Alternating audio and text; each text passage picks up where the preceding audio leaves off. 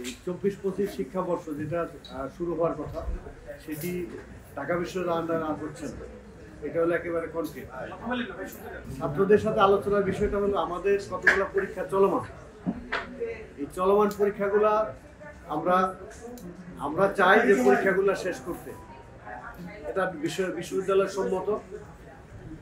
এই ভর্তি সংক্রান্ত বিষয়ে অন্য যেখানে যে নতুন যে কাঠামোর কথা সরকার চিন্তা করছেন সেই জায়গায় ভর্তির বিষয়টি নির্ধারিত হবে। আর তাদের যদি কোনো প্রয়োজনীয় সহায়তা লাগে সেটি বিশ্ববিদ্যালয় দিতে সম্মত আছে যদি তারা সেটা নিতে চায়। আর চলমান পরীক্ষাগুলোকে আমরা চালাতে চাই, সেটা যদি ছাত্ররা সম্মত থাকে তাহলে এই ডেটগুলা ঠিক রেখে দু একটি পরীক্ষার তারিখ পরিবর্তন হয়েছে সেটি আমরা অবস্থা দেখে ডেটগুলা নতুন করে দেওয়ার কথা বলেছি। আশা করি সেটা অচিরেই সম্ভব হবে যদি আমাদের পরীক্ষার্থীরা যদি এটাতে তাদের ভিন্ন কোনো মত না থাকে। তাদের চলমান আন্দোলনের সাথে এই দাবি দেওয়ার সাথে পরীক্ষাগুলা একটু ভিন্নতা, কারণ পরীক্ষা সবসময় কার্যসূচির আওতার বাইরে থাকে, কিন্তু ওরা যদি সেটাতে সম্মত থাকে তাহলে আমরা অবশ্যই পরীক্ষাগুলা চালাতে চাই। ওই জায়গাটা আমি বলি, আমি ওই জায়গাটা এখনো যেহেতু সিদ্ধান্ত লিখিত যে স্টেটমেন্টটা সেটা আমার হাতে এখনো আসেনি। আমরা এখানে যেটা সম্মত হয়েছি সেই জায়গাগুলো এখানে দিয়ে আসছি, ওনারা লিখিত শেষ হইলেই আমাদের ইয়েতে পাঠিয়ে দেবেন, তখন আমরা এটা এই যে প্রেস রিলিজ আকারে দিয়ে দিতে পারবো। কারণ আমার এখানে আরেকটি প্রোগ্রাম ছিল, কারণ একটা হলো শিক্ষকদের সাথে বসা, কারণ কালকে যে অনাকাঙ্ক্ষিত ঘটনা সেটি আমাদের শিক্ষকরা অনেকেই জানেন না। অর্থাৎ আমাদের সাথে কালকে বিশেষ করে হোস্টেল সুপার সহ 10 থেকে 12 জন শিক্ষক সারা রাত ছিলাম আমরা। তো বাকি শিক্ষকদেরকে বিষয়টা অবহিত করা খুবই জরুরি ছিল।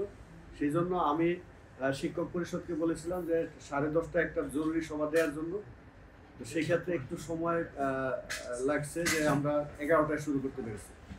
এটা মাঝখানে রেখেই আমি আবার এই 12:30টার দিকে ওই মিটিংয়ে চলে গেলাম। ওইখান থেকে যে আলোচনাগুলো হয়েছে সেগুলো আমরা শুনে তাদের সাথে সহমত পোষণ। একটা হলো যে তারা যে সিদ্ধান্তগুলো আমরা নিচ্ছি সেগুলো আলোচনা হয়েছে, এই সিদ্ধান্তগুলো রিটেন ফরম্যাটে আসার কথা।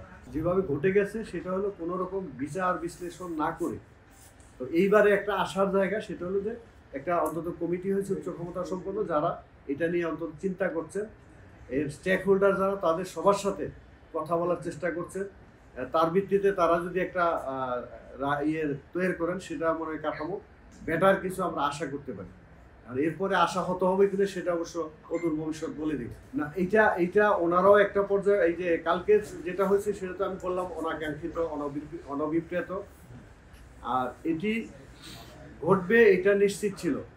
এই জন্য বলছি যে 7 কলেজ দিয়ে যখনই আন্দোলন একটা পর্যায়ে আসে, বিশেষ করে গণ অভ্যুত্থানের পরে, তখন কিন্তু আমাদের প্রথম বসা ছিল জাতীয় বিশ্ববিদ্যালয়ের সাথে।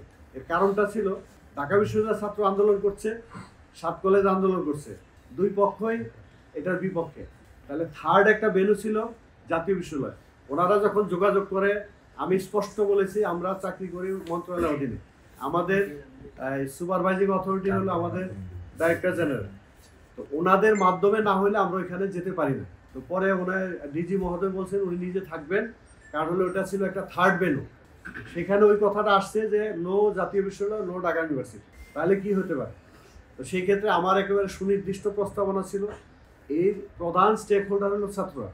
সুতরাং এই কর্তৃপক্ষ যে যেখানে আলোচনা করবে তারা যেন ছাত্রদের সাথে বসে। দ্বিতীয় দফায় 7 কলেজ নিয়ে আরেকটি কমিটি হলো মন্ত্রণালয়ে, সেটি তো আমি সদস্য ছিলাম।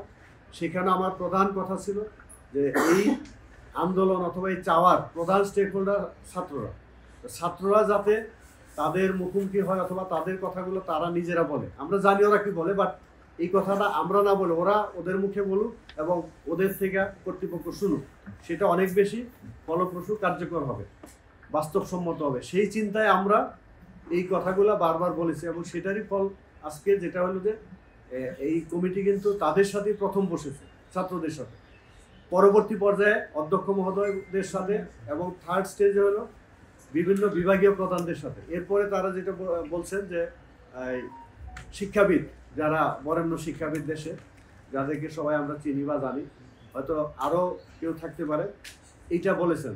তো সেই কারণে আমরা আশাবাদী যে আশা করি যে একটা ভালো প্রতিষ্ঠান তারা উপহার দিতে পারবেন জাতির সামনে। আজকে সকালে যে 6 দফা দাবি সেগুলো সেখানে আলোচনা হয়েছে। কিছু বিষয় আছে যেটি যেমন উনি প্রবিসি মহোদয় গতকালকে একটা দিয়েছেন, তার বিবৃতি দিয়েছেন অনলাইনে, সেটি আমরা ছাত্রদেরকে প্রচারের জন্য দিয়েছি। তারপরে হলো বিশ্ববিদ্যালয় তাদের প্রশাসনিক সিদ্ধান্ত কি নেবে, এইটা আমরা সিদ্ধান্ত নেওয়ার মতো আমাদের এখানে সুযোগ নেই।